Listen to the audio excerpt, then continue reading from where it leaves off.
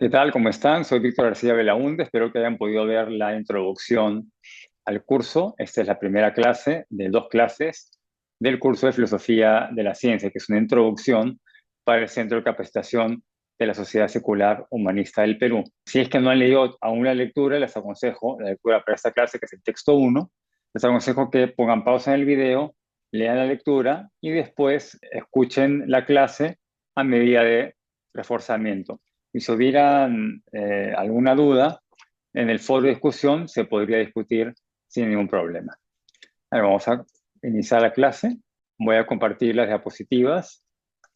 Esas diapositivas también van a estar accesibles, igual que las lecturas y el resto de materiales. A ver, el primer capítulo habla sobre el caso de Martín E., ¿no? Que es un caso que puede ocurrirle, digamos, a cualquier persona, ¿no?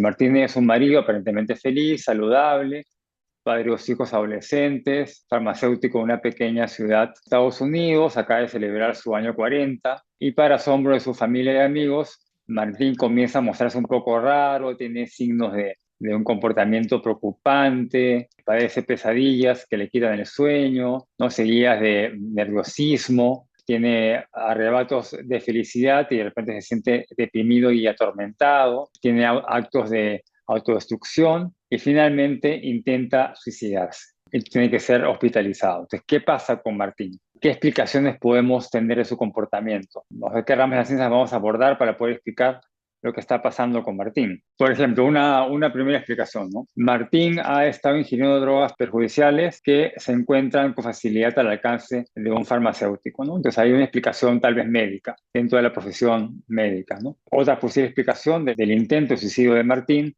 es que está atravesando una crisis de la mediana edad, de falsa de confianza en su realización personal y profesional, y además tiene este sentimiento de ser consciente de su mortalidad, ¿no? Eso también podría ser una explicación filosófica tal vez o psicológica en todo caso. Después, otra explicación podría ser que Martín ha absorbido a través de la piel sustancias perjudiciales, ya que ha tenido que manipular medicamentos en la farmacia y eso puede haber afectado su conducta, ¿no? Después, ¿no? Traumas en la niñez también puede ser otra causa que han desencadenado en manifestaciones psicóticas, ¿no? Ahí de hecho hay una explicación psiquiátrica sobre el asunto. Después, ¿qué otra explicación podría haber? Que Martín ha sufrido daños orgánicos, cerebrales, ¿no? Por haber absorbido estos medicamentos. Puede haber tenido una enfermedad mental hereditaria. Ahí estamos hablando de la ciencia de la genética. Tal vez tiene que ver con falta de vitaminas que producen una disfunción del sistema nervioso central. Puede ser que haya una explicación también farmacológica, ¿no? Y por último, tenemos la explicación: Martín ha sido poseído por el demonio. Esta última explicación apela a lo sobrenatural y es distinta en principio de las demás explicaciones que intentan arraigarse a alguna rama de la ciencia. Ustedes van a ver que en la vida van a haber distintas maneras de explicar las cosas. A veces que puede ser por la vía únicamente racional, y se habla de filosofía, o científica, donde tiene que ser racional pero basado en evidencia, o explicaciones sobrenaturales que van a escapar al entendimiento racional y científico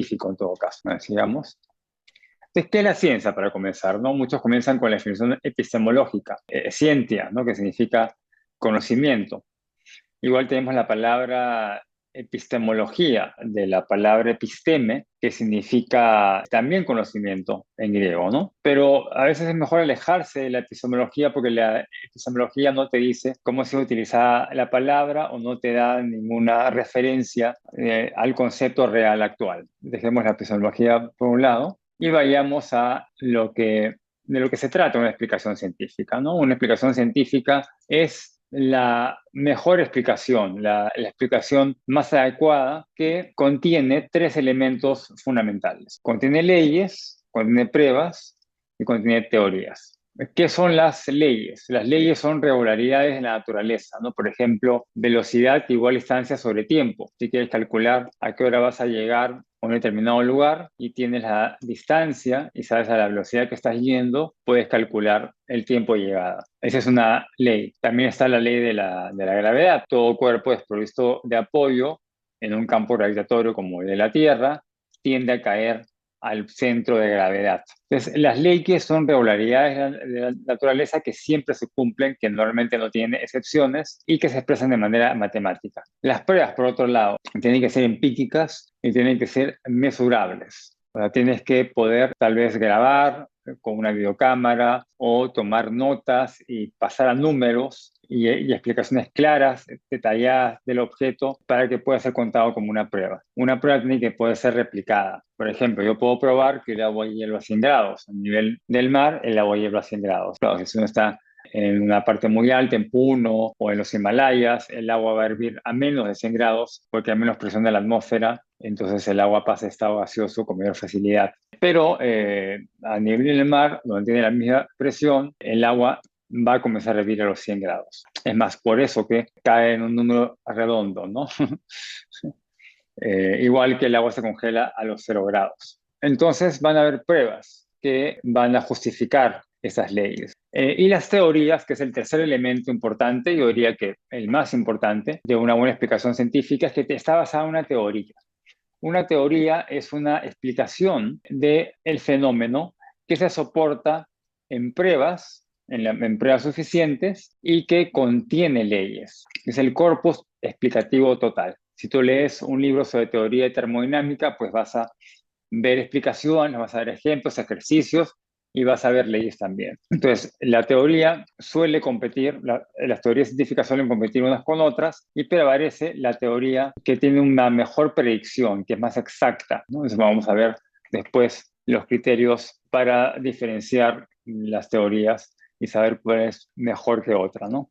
Después, sobre los conceptos de filosofía y ciencia, ¿no? La filosofía y la ciencia es parte de la epistemología. La epistemología estudia el conocimiento. Se puede traducir como teoría del conocimiento. Entonces van a haber epistemologías que no van a ser científicas, pero la mayoría de epistemólogos se centran en la epistemología científica, ¿no? Que es la teoría del conocimiento en base a la ciencia. Se pregunta si el conocimiento es posible, si es que se puede conocer con exactitud o el conocimiento es relativo o tal vez hay cosas que en principio nunca se van a poder llegar a conocer. Eso trata, o esas son las preguntas de la epistemología. Y la mayoría van a ser epistemólogos científicos, ¿no? No hay mucha epistemología fuera de la ciencia. En cambio, la filosofía y la ciencia es un poco más amplia. Contiene a la epistemología, pero va a ser mucho más amplia. La filosofía y la ciencia tiene otras preguntas, no solamente si el conocimiento es confiable y si se puede llegar a conocer, sino trabaja en criterios de demarcación, por ejemplo, ¿no? ¿Qué cosa es ciencia y qué cosa no es ciencia? ¿Y qué cosa es una pseudociencia, por ejemplo? Es un criterio de demarcación. También va a revisar el método científico, ¿no? Si el método científico es confiable y si van a haber diferentes métodos para diferentes disciplinas o solamente un cambio de técnica y el método va a ser el mismo. Entonces, todas esas cosas son contenidos que revisa la filosofía de la ciencia. Después, la filosofía de la ciencia es bastante amplia, ¿no? Cubre algunas áreas que no encajan del todo en la epistemología. Es importante, ¿no? Como la que hemos visto, la del criterio de la demarcación, por ejemplo, o si el método es unificado, uno solo, o si varía por cada ciencia. Ejemplos de esto sería lo que califica como ciencia el problema de la demarcación, como hemos visto, lo que la ciencia pretende lograr y si algunas disciplinas científicas pueden reducirse a otras. Por ejemplo, ¿no? Tal vez en el futuro la psicología desaparezca y se convierta o sea reemplazada por la neurología. En el momento que podamos entender qué sucede en el cerebro y que podamos reprogramarlo sin necesidad de conversar, sin necesidad de una terapia hablada, puede ser que la psicología se reduzca y finalmente únicamente quede la neurología. Y así pueden pasar con otras ciencias. Tal vez no sé, la astrobiología, que estudia la vida fuera del planeta, puede reducirse a simplemente biología si es que se descubren que las bases son las mismas. Imagínense que la astrobiología descubre vida en Marte y está hecha de ADN, utiliza los mismos mecanismos de la biología en la Tierra, entonces tal vez la astrobiología se puede reducir y simplemente se le llama biología, ¿no? Entonces eso se va a determinar conforme se avanza, conforme cada ciencia avanza, va a ir tal vez diversificándose o absorbiendo a otras ciencias. Bueno, ese es el primer capítulo que habla un poco de estos conceptos generales, de lo que es la ciencia, la filosofía y la ciencia y la epistemología. La ciencia está caracterizada por eso, ¿no? Porque tener leyes, pruebas y teorías, ¿no? Entonces, a la hora que uno examina una pseudociencia, se da cuenta que no está anclada en una teoría o tiene una ley que no tiene pruebas o tiene unas pruebas pero que son insuficientes o están mal recabadas. Entonces van a haber problemas, ¿no? Una pseudociencia va a ser un intento de ciencia, en muchos casos, yo diría la mayoría, con mala intención, de hacerse pasar por ciencia. Es un camaleón, ¿no? Las pseudociencias van a intentar hacerse pasar por ciencia, pero no lo van a llegar a hacer. ¿En qué consiste el método científico? Porque antes de poder distinguir entre la ciencia y pseudociencia, hay que saber qué es el método científico. El método científico consta de observación, que tiene que ser empíricamente, no es que uno piensa e interpreta, como pensaba Aristóteles, uno interpreta la realidad y ahí adecua lo que interpreta a lo que observa, ¿no? Uno observa la realidad de la mejor manera, recaba los datos, pero para poder plantear un curso de acción tiene que tener una hipótesis. Una hipótesis de lo que puede estar ocurriendo en esa realidad. Y esa hipótesis es constatada con la observación. Y una vez que has planteado una hipótesis de lo que podría estar pasando en la realidad, diseñas un experimento para probar que eso sea cierto. Si ese experimento resulta, la hipótesis se valida y la hipótesis adquiere una tentativa de veracidad y podría convertirse en una teoría, ¿no? Entonces es importante. Normalmente las teorías se construyen después de muchas hipótesis, después de mucha observación y de experimentos, de hipótesis validadas, de modelos que al final son validados y que se conocen como teoría. Un modelo no validado es solamente un modelo, pero un modelo al ver que se valida se convierte en una teoría, como la teoría gravitatoria o como la teoría de la relatividad, etcétera, ¿no? Y las leyes son los contenidos numéricos y regulares de la naturaleza, ¿no? Una ley tiene que estar expresada de manera matemática y preferentemente como una ecuación. En psicología tenemos la ley del estímulo y la respuesta, ¿no? Que toda conducta se mantiene por una serie de estímulos y se extingue si esos estímulos desaparecen. ¿Y qué son las pseudociencias? Bueno, las pseudociencias son esas teorías sin leyes o leyes sin teorías o explicaciones medias cocinadas, pero que no están completas, que contienen elementos científicos, pero otros elementos completamente disparatados y que utiliza el lenguaje científico para validarse, pero ante el conocedor, ante el ojo experto, no son más que charlatanería y engaña muchachos. Se llaman magufos, que es como mago y ufólogo, es una palabra compuesta, así le llaman a los pseudocientíficos. Entonces acá podemos comparar claramente entre las dos. La comparación entre ciencia y pseudociencia, ¿no? La ciencia tiene observación, hipótesis, experimentación. La experimentación valida la teoría y la teoría retroalimenta a la experimentación. Y finalmente se llega a la ley. La ley es el escalafón más sólido del proceso de la ciencia, ¿no? No todas las ciencias llegan a tener leyes, como la taxonomía, que es una clasificación nada más, pero se aspira a tengan leyes, pero sí lo que todas tienen es teorías. Después, la pseudociencia tiene observación, hipótesis, y de frente llega la ley. O sea, no hay experimentación, no hay un complejo teórico, no está necesariamente de acuerdo a otras ciencias, y simplemente aparece la ley como parte del sentido común, como la ley esta de la atracción universal. Este documental es El Secreto, ¿no? Que dice que uno atrae lo positivo y si uno es negativo, atrae lo negativo, ¿no? Entonces, si quieres viajar, tienes que ser muy positivo y obviamente te va a regalar un pasaje a donde quieras ir. Si quieres una bicicleta, igual, ¿no? En vez de trabajar, voy a comprarte la bicicleta. Entonces se llama la ley de la atracción. Y la ley de atracción contradice a la ciencia porque en las cargas eléctricas los opuestos se atraen y los similares se repelen. Al contrario, creo que plantea la ley de la atracción, así que no tiene ningún sentido.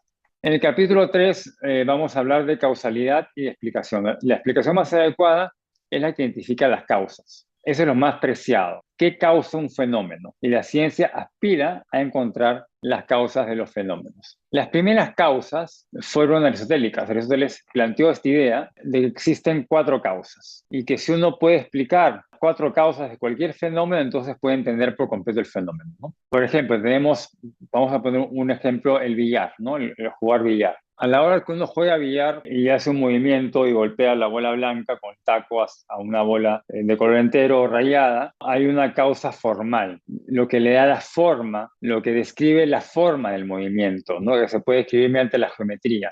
Tú puedes dibujar geométricamente el ángulo de incidencia de la bola blanca hacia la bola de color y cómo, de acuerdo a dónde impacta, a qué lado, a dónde se va a dirigir y si va o no a entrar al hueco.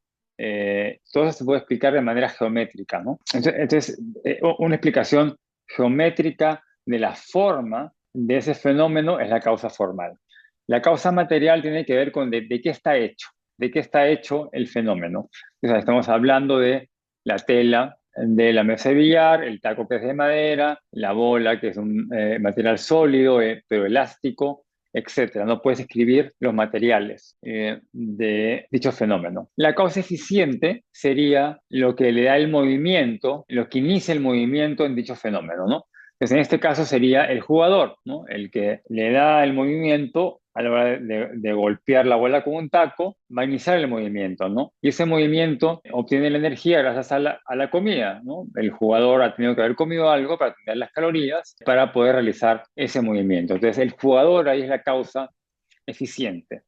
Y la causa final, según él, es la causa que responde a la pregunta ¿por qué se realizó el movimiento o por qué se da tal fenómeno, ¿no? ¿Cuál es la intención? Y la intención de jugar billar es entretenerse o ganar un concurso.